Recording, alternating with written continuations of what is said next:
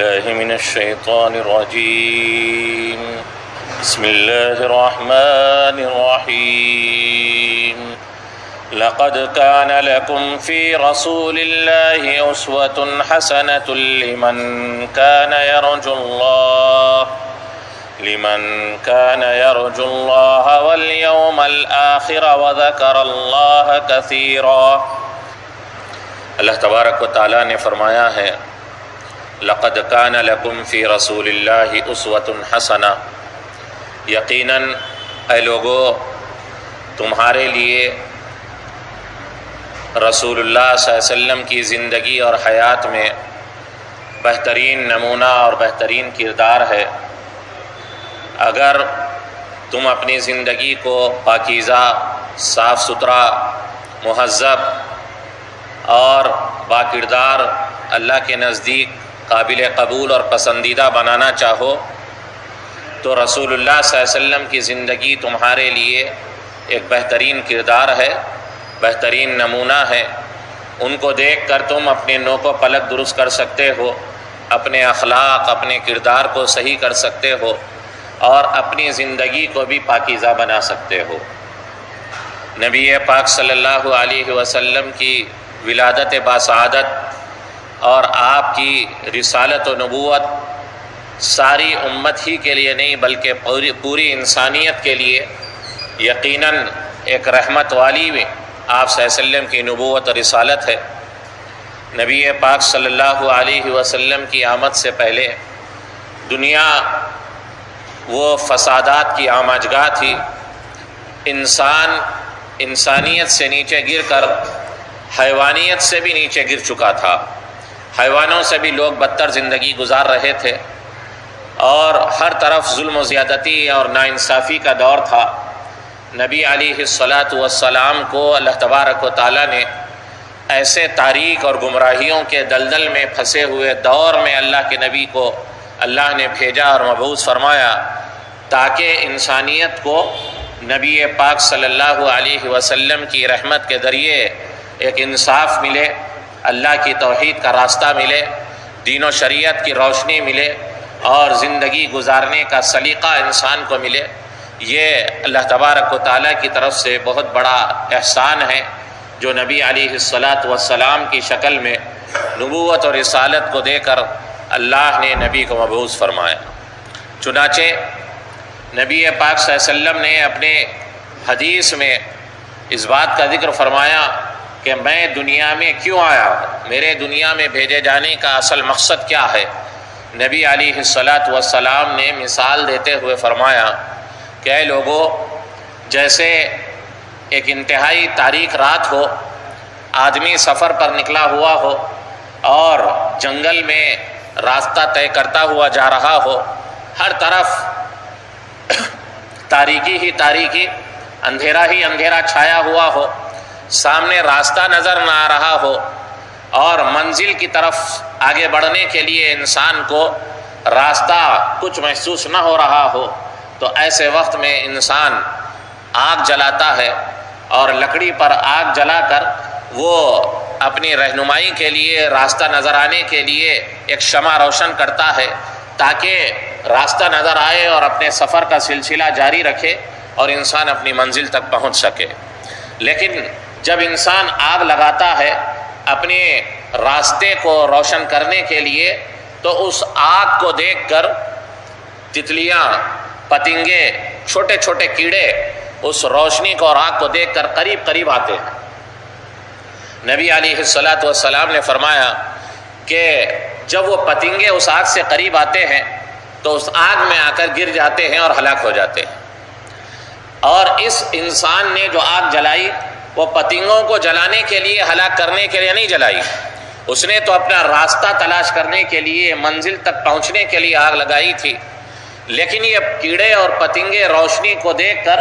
آگ کے قریب آ رہے ہیں تو وہ انسان ان کیڑوں کو اور پتنگوں کو اس آگ کے قریب آنے سے روکتا ہے اور کوشش کرتا ہے کہ وہ آگ سے قریب نہ آئیں، اس لیے کہ وہ آگ سے قریب آئیں گے تو اس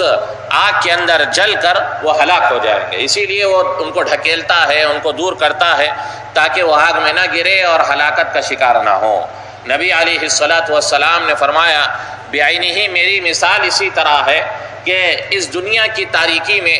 گمراہیوں کی اور ضلالات کے اندھیروں میں اللہ نے ایک شریعت کی اور اپنے دین کی روشنی مجھے دے کر بھیجا ہے، اور میرا مقصد یہ ہے کہ جو جہنم کی دہکتی ہوئی آگ ہے اس آگ میں لوگوں کو گرنے سے، پڑنے سے اور ہمیشہ والی جہنم کے آگ کا حصہ بننے سے میں لوگوں کو بچاؤں، اور میں کوشش کر رہا ہوں، یہاں تک کہ نبی پاک صلی اللہ علیہ وسلم نے فرمایا انا آخذ بحجزکم، میں تمہارے کمروں کو پکڑ کر روک رہا ہوں کہ تم میرے پیغام کو قبول کر لو، میرے دین کو قبول کر لو، میرے مشن کو قبول کر لو، تم بچ جاؤ گے، نجات پا جاؤ گے۔ نبی نے فرمایا لیکن لوگ ہیں کہ میری بات نہیں مان رہے، میری بات کو قبول نہیں کر رہے ہیں، اور میں ان کے کمروں کو پکڑ کر اور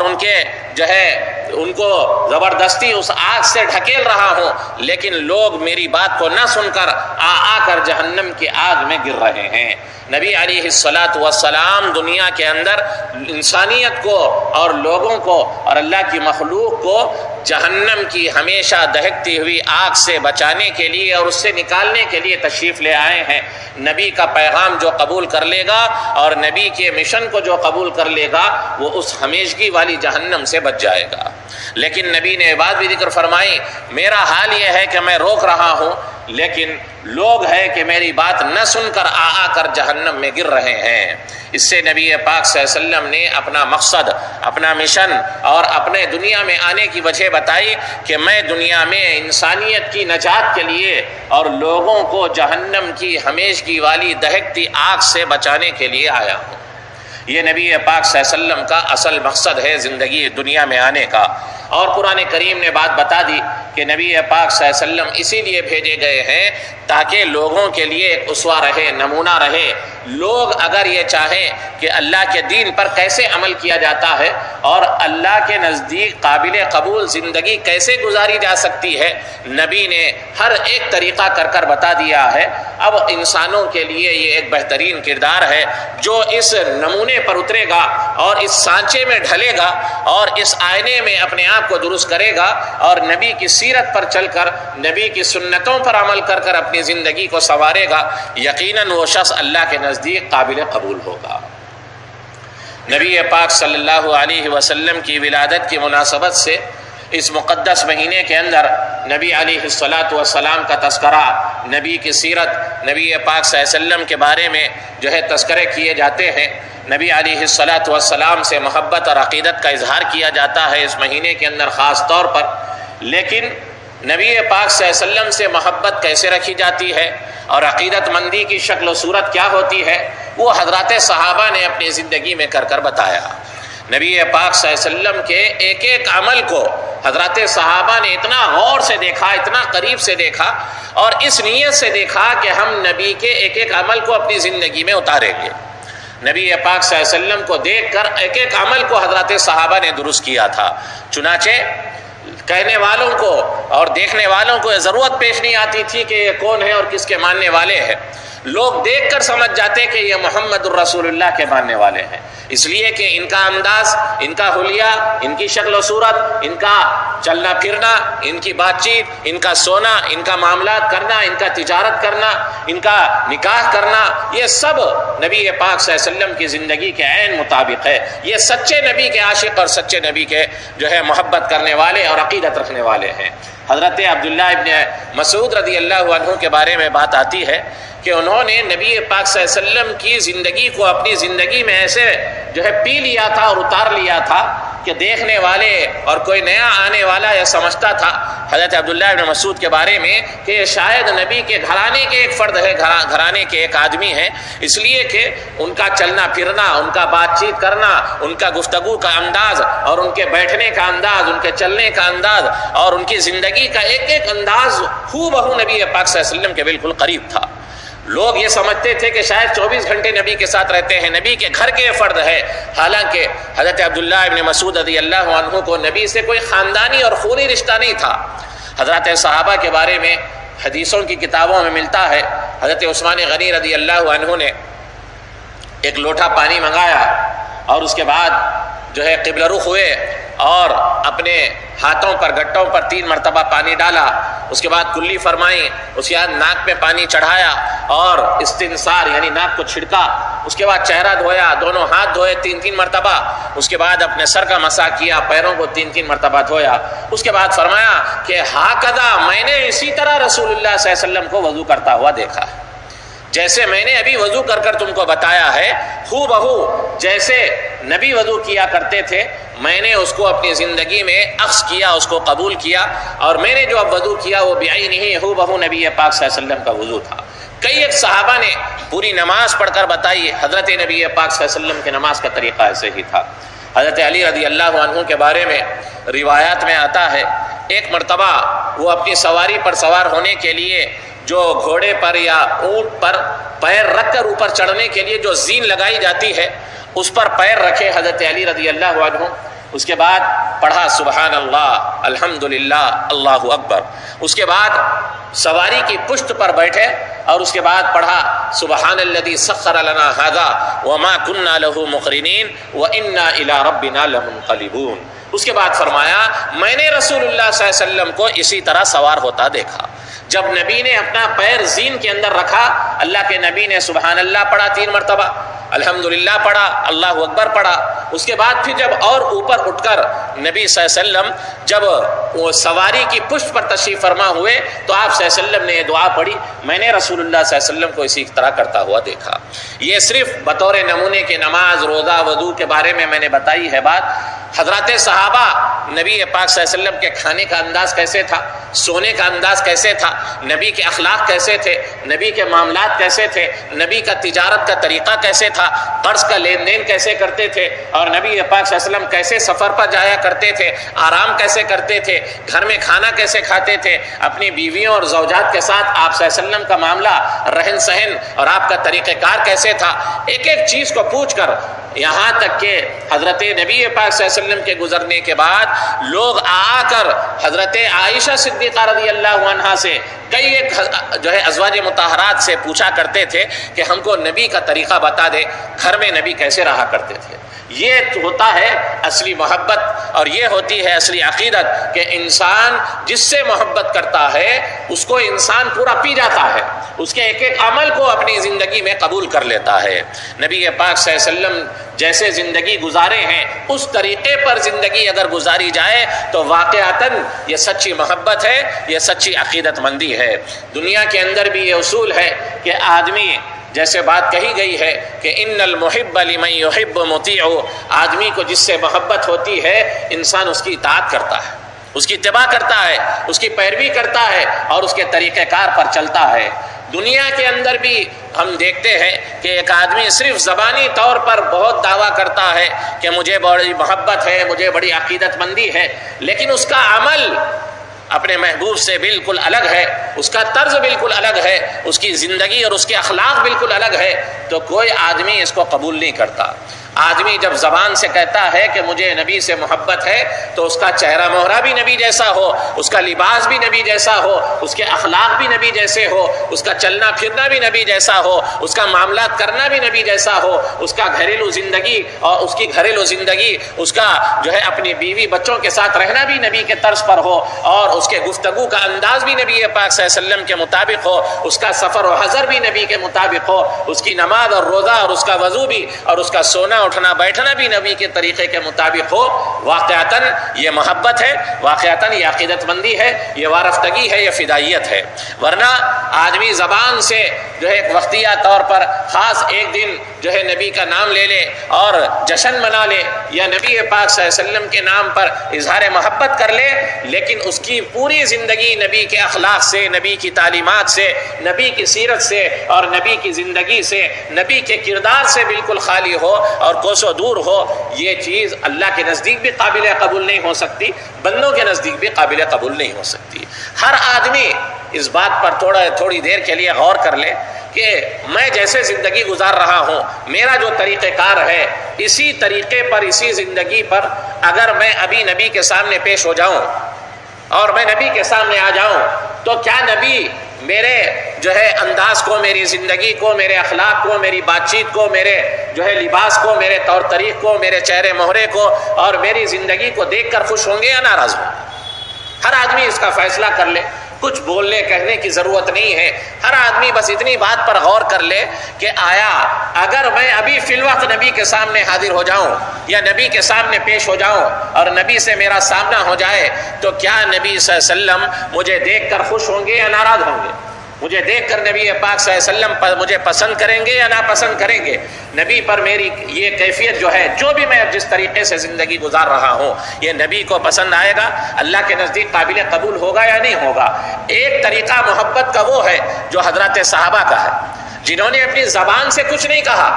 ہم نبی سے بہت بے پناہ محبت کرتے ہیں. انہوں نے کوئی جشن نہیں بنایا، انہوں نے کوئی اظہار محبت کے لیے کسی دن کو متعین نہیں کیا، انہوں نے بڑا واویلا نہیں مچایا. انہوں نے اپنی زندگی سے، اپنے عمل سے، اپنے اخلاق سے، اپنے کردار سے اور اپنے جو ہے زندگی کے رہن سہن سے، اپنے بول چال سے، اپنے معاملات سے، اپنی تجارت سے بتا دیا کہ ہم نبی کے سچے عاشق ہیں، ہم نبی کے سچے محبت کرنے والے ہیں.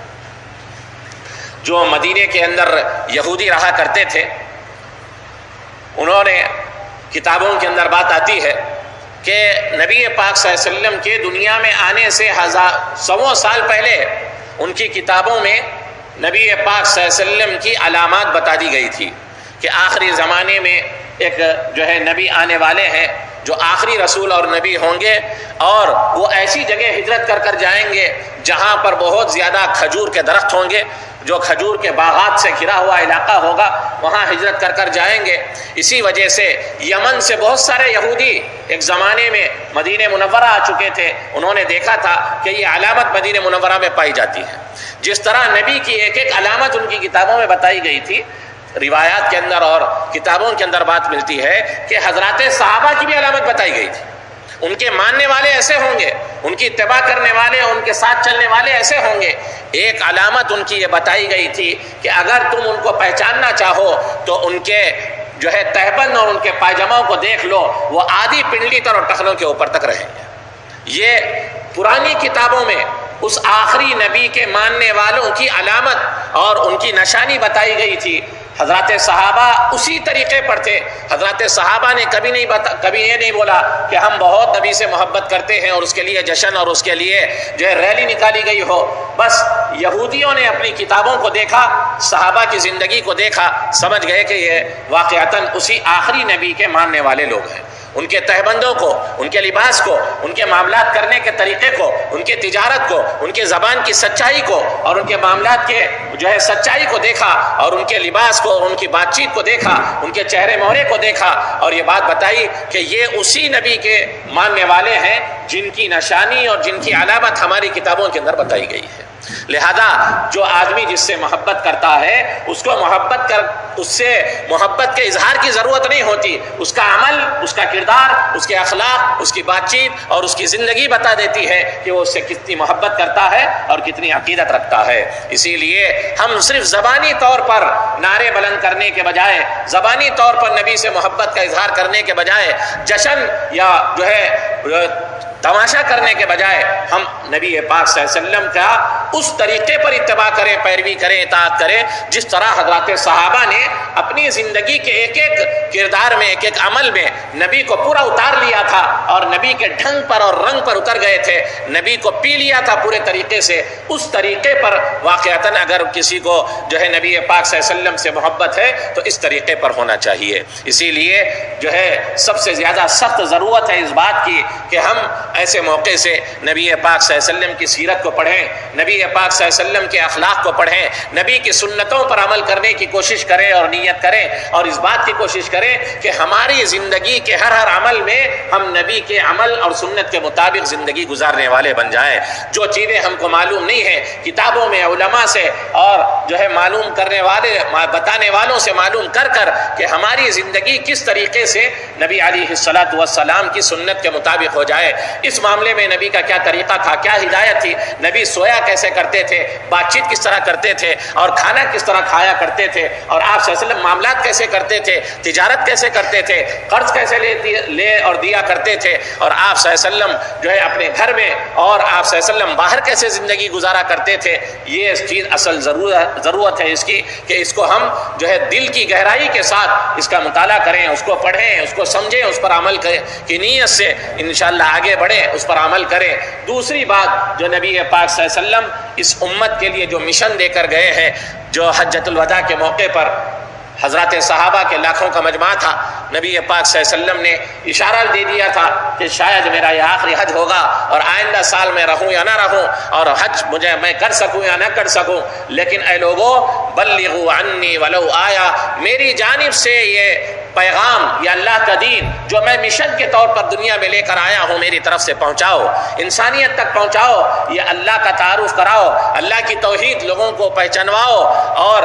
ظلم و ستم کو ختم کر کر انصاف قائم کرو۔ میں جو دین لے کر آیا ہوں اس کی چھوٹی سی بات ہی صحیح میری جانب سے اس کو پہنچاؤ، بلغوا عنی ولو آیا۔ نبی اس موقع پر حضرات صحابہ کے کندھوں پر اور آنے والی انسانیت کے کندھوں پر ایک مشن دے کر گئے ہیں، جو نبی کا مشن ہے، شریعت، دین اور اللہ کا جو پیغام، اللہ کی وحدانیت، اللہ کی جو ہے یکتائی کی دعوت دینا اور دین اسلام کی دعوت دینا، یہ نبی پاک صلی اللہ علیہ وسلم کا سب سے بڑا مشن تھا۔ نبی پاک صلی اللہ علیہ وسلم اسی مشن پر پوری زندگی گزارے ہیں، اور اسی فکر میں نبی پاک صلی اللہ علیہ وسلم نے کہ انسانیت کیسے نجات پر آ جائے اور انسانیت کو کیسے یہ اللہ کا دین اور پیغام پہنچ جائے اور انسانیت اس کو قبول کر لے، یہ نبی پاک صلی اللہ علیہ وسلم کا سب سے بڑا فکر تھی اور سب سے بڑی نبی پاک صلی اللہ علیہ وسلم کی محنت اور کوشش تھی۔ یہاں تک کہ اللہ کے نبی صلی اللہ علیہ وسلم اسی فکر میں، اسی غم میں اتنا زیادہ فکر مند، اتنا زیادہ ڈوب جایا کرتے تھے کہ نبی پاک صلی اللہ علیہ وسلم کے بارے میں قرآن کریم میں اللہ نے فرمایا لعلک باخع نفسک الا یکونوا مؤمنین، اے نبی ایسا معلوم ہو رہا ہے کہ لوگ ایمان نہ لائیں اور ایمان نہ لانے کی وجہ سے ان کے پیچھے آپ اپنے آپ کو گھلا رہے ہیں، اپنے آپ کو ہلاک کر رہے ہیں۔ ان کی فکر میں، ان کے غم میں اور ان کو نجات دلانے کی کوشش میں آپ اپنے آپ کو اتنا زیادہ غمزدہ، اتنا زیادہ فکر مند اور اتنا زیادہ ان کے لیے فکر مند آپ بنا رہے ہیں کہ جس کی وجہ سے ایسا معلوم ہو رہا ہے کہ آپ اپنے آپ کو پیچھے ڈھکیل رہے ہیں اور ایسا محسوس ہوتا ہے کہ آپ اپنے آپ کو ہلاک ہی کر دیں گے۔ اس انداز تک نبی پاک صلی اللہ علیہ وسلم کی فکر اور غم اس کیفیت تک پہنچ چکا تھا، لہذا نبی کے مشن کو سمجھے۔ نبی پاک صلی اللہ علیہ وسلم کیا مشن، کیا دین، کیا پیغام اور کیا اللہ کی جانب سے لے کر آئے تھے، اس کو ہم کو دوسری انسانیت تک اور اللہ کی مخلوق تک پہنچانا ہے، یہ نبی پاک صلی اللہ علیہ وسلم کا مشن ہے۔ اس موقع سے ہم یہ ارادہ کریں کہ نبی پاک صلی اللہ علیہ وسلم نے ہمارے کاندھوں پر جس طریقے سے ہو سکتا ہے، نبی نے یہ نہیں فرمایا کہ تم جو ہے چھوٹے ہو بڑے ہو، جانتے ہو نہ جانتے ہو، میرا پورا دین پہنچاؤ۔ اللہ کے نبی نے فرمایا تم جتنا پہنچا سکتے ہو، ولو آیا، تھوڑی سی چیز ہی کیوں نہ ہو، جتنا تم کو علم ہے، جتنا تم کو دین اور اللہ کے توحید کے بارے میں پتہ ہے، انسانیت کو پہنچاؤ۔ تم یہ مشن بنا لو کہ اللہ کے دین کی بات ہم جو ہے انسانیت تک، اللہ کی مخلوق تک پہنچائیں گے۔ یہ نبی پاک صلی اللہ علیہ وسلم کی سب سے بڑی جو ہے ہمارے اوپر فکر جو نبی نے ہم کو دی ہے، اور نبی پاک صلی اللہ علیہ وسلم نے ہمارے کاندھوں پر وہ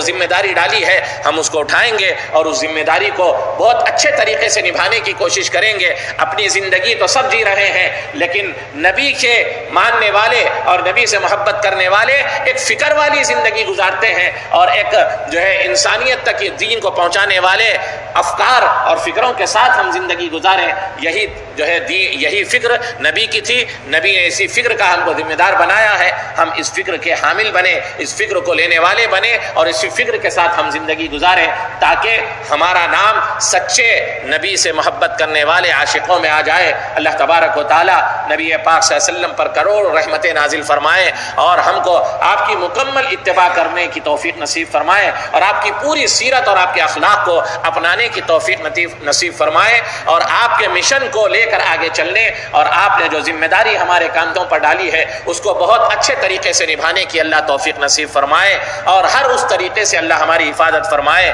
جو نبی کو ناراض کرنے والا ہو۔ اللہ تبارک و تعالی ہم سب کو نبی کی سنتوں پر عمل کی توفیق نصیب فرمائے۔ وآخر دعوانا